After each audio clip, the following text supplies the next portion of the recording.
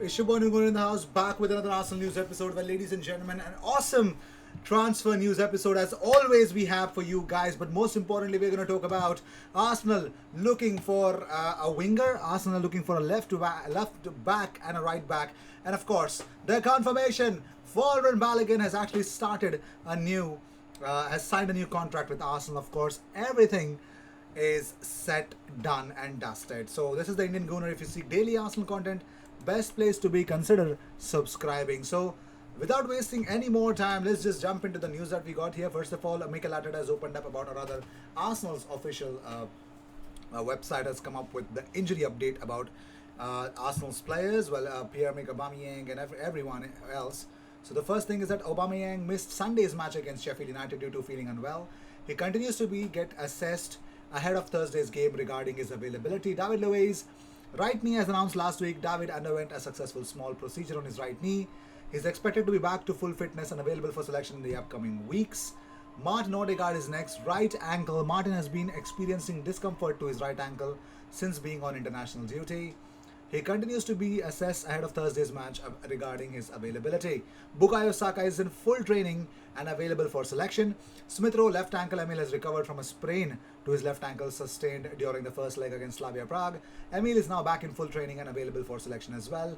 But here's the shocker: Kieran Tierney, as announced earlier in the week, surgery will not be required, and it's hoped that Kieran Tierney will be back in full training within 4 to 6 weeks. So the knee issue that happened against Liverpool did not go down well, and Kieran Tierney is about to miss a good amount of weeks, ladies and gentlemen.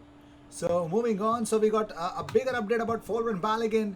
So that is a tweet from Fabrizio Romano. He tweets out: Folarin Balogun has signed his new contract with Arsenal until June 2025, done and completed. He received more than 15 proposals to sign as a free agent. Bayer Leverkusen made the biggest one. Edu Gaspar and Arteta convinced Balogun to stay and sign a new contract. That's the latest news. And also, Arteta opened up about Balogun's contract. He says, "We're going to make it official once everything is done." As I said, I've always been very positive that he wants to stay at the club. We want him to stay at the club, so we are very close. Now, he was asked whether how did he actually convince Balogun to sign. Arteta said, "Once you understand his position, you try to explain what you want to do, how involved he's going to be in the project, and then get the full commitment from the club and support." And Edu, who has done an incredible job as well. You got to give credit where it's due. Edu definitely deserves a mention here.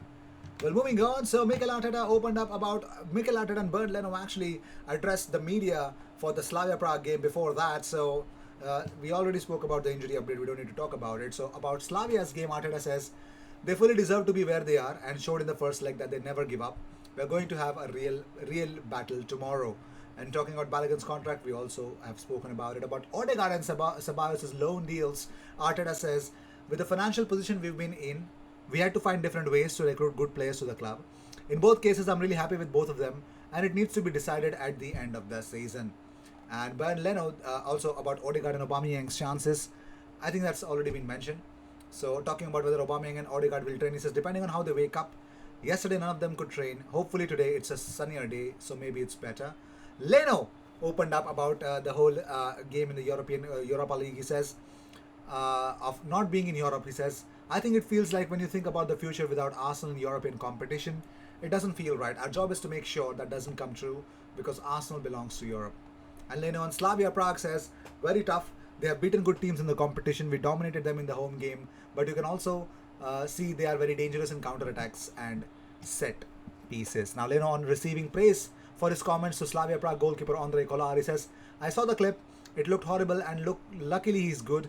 Before the game, there's always a special relationship between the goalkeepers. So Leno on how he reacts to mistakes, he says, of course we did some mistakes, but in some situations you have to have a feeling of how to behave in front of your teammates. I don't see the point to go to my teammate to blame him. In some situations, when you do sloppy mistakes, maybe you have to build confidence again. It's not a lazy mistake or something like this.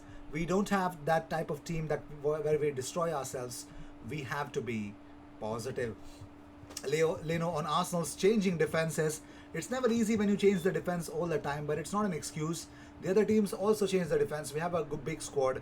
We have good quality, and it's the whole team who defends the goal. And talking about a new contract, Leno says, No, not yet. At the moment, it's not the time to speak about the future. I still have 2 years left. I'm also 29, which is not too old for a goalkeeper. I'm very happy at the club. I don't know what will come in the future. Now, on being chosen over Emi Martinez, Leno said, yeah, of course it gave me confidence, but it was not a big decision. But the manager and the club, they said all the time that they count on me.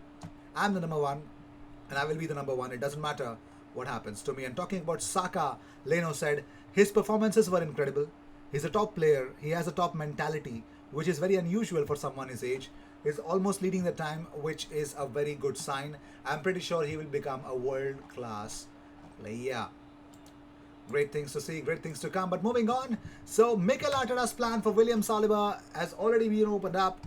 Yes, ladies and gentlemen, as we all know that he's already mentioned in a previous press conferences that he will have his meetings. He also assesses the situation about the players, how they are going to go. So Arsenal's other centre-back options, including Rob Holding, Pablo Mari and Gabriel Magalhaes, are definitely in the mix, but David Luiz's contract expires at the end of the season. Well, yes, he was handed an extra 12 months on his last deal last summer itself, but it looks like Callum Chambers is suggested to be another centre-back option along with Konstantinos Mavropanos and William Saliba. That makes sure that it will be very much difficult for David Luiz to renew his contract at Arsenal. Also, Arsenal squad planning for the next season is in advanced stages with the Gunners targeting a new right back, a left back, and hopefully completing a permanent deal for an on loan Real Madrid midfielder Martin Odegaard. So strong possibilities of Arsenal signing a set of fullbacks, a left back, right back, and of course Martin Odegaard. That is still a big question here because so Arsenal manager will take a look closely how exactly William Saliba has developed, but let's see, only time will tell. So yeah, yes, so let's talk about Odsonne Edouard, ladies and gentlemen. So Celtic boss has already dropped hint on Odsonne Edouard's future as Arsenal enter the transfer race for him. Now Arsenal have entered the race. We all know Leicester are already chasing his signature. The Daily Telegraph are reporting that Arsenal are eyeing the French striker after another impressive season with the Hoops, 20 goals in this campaign. And the Foxes are leading the race with Edouard because we all know former Celtic boss Brendan Rodgers is a fan. He could get a reunion, but the problem is if he doesn't get Champions League football, will he be still managing Leicester City? I don't know. Celtic's interim manager John Kennedy has already dropped a hint over Edouard's future, with the temporary boss admitting that there will come a point where he could be on his way out of the club. Now Kennedy said, when you have talented players, there's always interest. So I have no doubt there will be interest in Odsonne, as there was last season. And all the time he's been here. But ultimately, the club will do the right thing for themselves. We want to keep him for as long as we can because of the talent he's got. But there ultimately comes a point whether contractually or the player's motivation, when you have to sit down and address that, and that will be done in the summer. Edouard has just 1 year remaining on his contract at Celtic Park, meaning that he could be available for as little as £15 million. But the problem is that the reports claim that his asking price was once as high as £40 million. But due to the contract situation, it could be lowered to £25 million. If Edouard does move on, the Celtic will be keen to include a sell-on clause in any contract. Let's see if that's the talk of the town or not. Arsenal and Tottenham are going head-to-head with Mauricio Pochettino's Paris Saint-Germain for Lucas Vazquez, or as what Real Madrid fans call him, Gotasquez, because Arsenal and Tottenham are likely to be busy in the transfer window this summer, and it looks like he is about to be a free agent. Yes, both Arsenal and Spurs will be desperate to strengthen in the summer amid underwhelming campaigns, though more so in the case of Arsenal.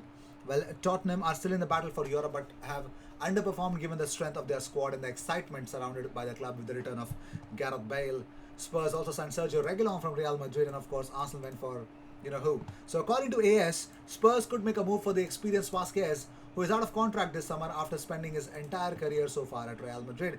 The 29-year-old is currently out with PCL injury, is said to have rejected the offer of a new deal at Santiago Bernabeu, causing Spurs to come sniffing. Though Arsenal also are said to hold an interest in the winger, with Arteta keen to add more creativity ahead of next season when Martin Odegaard could leave.